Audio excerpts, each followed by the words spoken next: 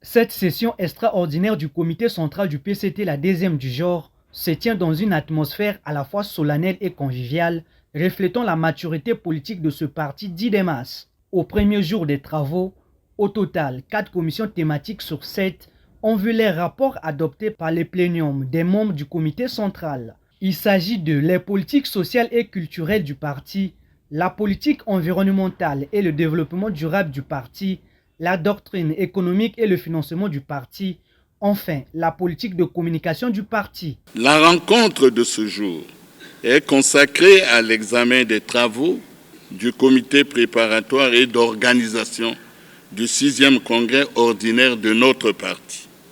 Ces travaux que nous allons analyser couvrent plusieurs volets,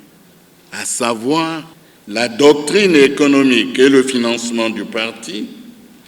la politique de communication du parti,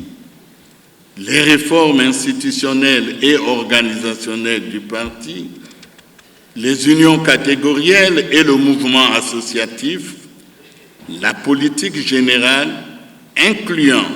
la charte, les statuts et le règlement intérieur du parti. Cette session du comité central va se préoccuper aussi sur les stratégies politiques à exécuter lors de la présidentielle de 2026. Cette session extraordinaire intervient également à un moment où notre formation politique se prépare à participer à une échéance majeure, l'élection présidentielle de 2026. Dans cette perspective, il est indispensable que les réflexions du comité central se préoccupent des orientations et des stratégies qui fassent du 6e congrès ordinaire,